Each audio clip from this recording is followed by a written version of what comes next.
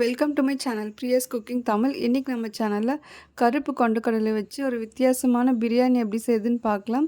Video skip பண்ணாமல் கடைசி இருக்கும் பாருங்கள். ஃபஸ்ட்டு இந்த பிரியாணி செய்கிறதுக்கு ஒரு கப் கருப்பு கொண்டக்கடலையை 6லேருந்து 7 மணி நேரம் ஊற வச்சுக்கோங்க. இப்போ இதை நல்லா வாஷ் பண்ணிவிட்டு ஒரு குக்கருக்கு மாற்றிக்கோங்க. இப்போ கொண்டக்கடலுக்கு தேவையான அளவு உப்பு, 2 கப் தண்ணி சேர்த்துக்கோங்க. தண்ணி சேர்த்துட்டு குக்கர் மூடி போட்டு ஒரு 4 விசில் வேக வச்சு எடுத்துக்கோங்க.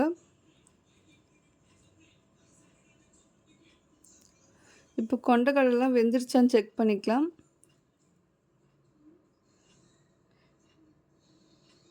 இப்போ கொண்டக்கடலை நல்லா சாஃப்டாக வெந்திருக்கு.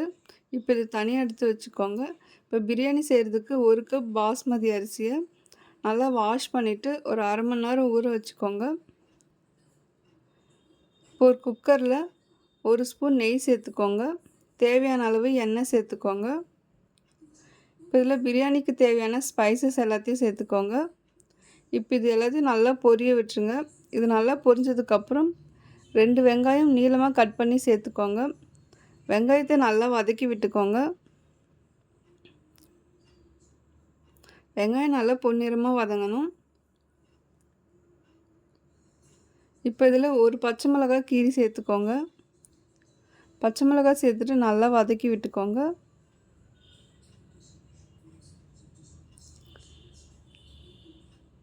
இப்போ இதில் அரை ஸ்பூன் உப்பு சேர்த்துக்கோங்க. உப்பு சேர்த்துட்டு நல்லா வதக்கிக்கோங்க.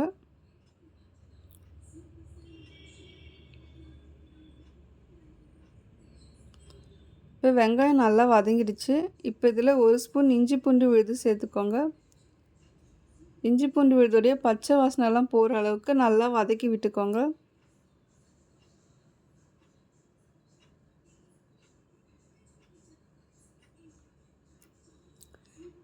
இது இந்த அளவுக்கு நல்லா வதங்கினதுக்கப்புறம் இதில் தக்காளி சேர்க்கலாம். 2 தக்காளி கட் பண்ணி சேர்த்துக்கோங்க.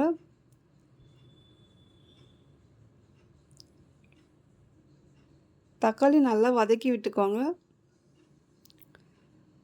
தக்காளி நல்லா குழைய வதக்கி விட்டுக்கோங்க.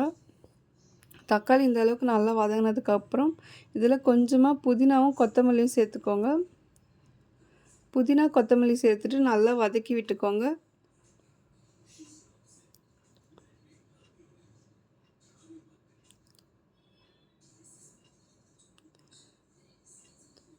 இப்போ இது இந்த அளவுக்கு நல்லா வதங்கினதுக்கப்புறம் இதில் அரை ஸ்பூன் மஞ்சள் தூள் சேர்த்துக்கோங்க. 1 ஸ்பூன் மிளகாய்த்தூள் சேர்த்துக்கோங்க.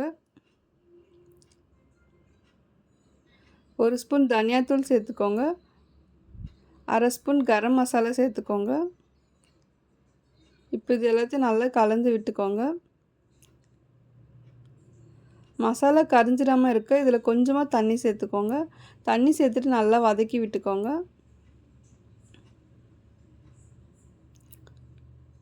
இப்போ இதில் ஒரு உருளைக்கிழங்கு கட் பண்ணி சேர்த்துக்கோங்க. இந்த பிரியாணிக்கு உருளைக்கிழங்கு சேர்த்தா இன்னும் நல்லா டேஸ்ட்டாக இருக்கும்.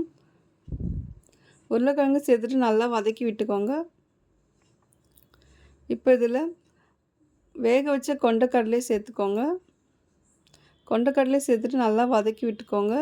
கொண்டக்கடலையில் மசாலாலாம் நல்லா இறங்கணும்.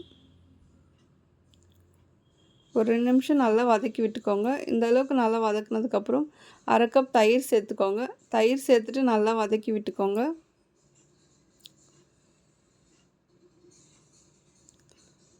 இப்போ இந்த அளவுக்கு நல்லா வதங்கினதுக்கப்புறம் இதில் கொஞ்சமாக உப்பு சேர்த்துக்கோங்க. உப்பு சேர்த்துட்டு நல்லா வதக்கி விட்டுக்கோங்க.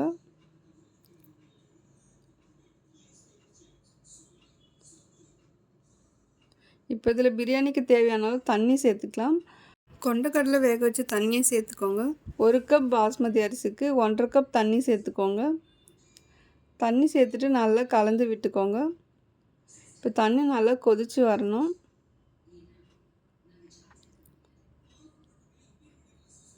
இப்போ தண்ணி இந்த அளவுக்கு நல்லா கொதிச்சிடுச்சு.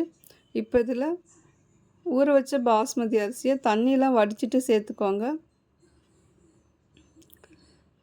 பாஸ்மதி அரிசி சேர்த்துட்டு நல்லா கலந்து விட்டுக்கோங்க. இப்போ இதில் கடைசியாக அரை எலுமிச்சை பழத்தோட சாறு சேர்த்துக்கோங்க. எலுமிச்சம்பழம் சாறு சேர்த்துட்டு நல்லா கலந்து விட்டுக்கோங்க. இப்போ இதில் அரை ஸ்பூன் நெய் சேர்த்துக்கோங்க. நெய் சேர்த்துட்டு குக்கர் மூடி போட்டு ஒரு 10 நிமிஷம் சிம்லேயே வச்சுருங்க. இப்போ 10 நிமிஷம் ஆயிடுச்சு. இப்போ குக்கரை ஓப்பன் பண்ணி பார்க்கலாம். ரொம்பவே ஹெல்த்தியான அண்ட் டேஸ்டியான கருப்பு கொண்டக்கடலை பிரியாணி ரெடி ஆகிடுச்சு. இந்த பிரியாணிக்கு லஞ்ச் பாக்ஸ் கூட கொடுத்து விடலாம். ரொம்பவே டேஸ்ட்டாக இருக்கும். நான்வெஜ் சாப்பிடாத டைமில் இந்த மாதிரி பிரியாணி செஞ்சு சாப்பிட்டு பாருங்கள். ரொம்பவே டேஸ்ட்டாக இருக்கும். கண்டிப்பாக இந்த பிரியாணி ரெசிபியை வீட்டில் ட்ரை பண்ணி பாருங்கள். உங்களுக்கு இந்த வீடியோ பிடிச்சிருந்தா மறக்காமல் பிரியாஸ் குக்கிங் தமிழ் சேனலை சப்ஸ்கிரைப் பண்ணிடுங்க. மறக்காமல் இந்த வீடியோக்கு ஒரு லைக் பண்ணிக்கோங்க. தேங்க்யூ.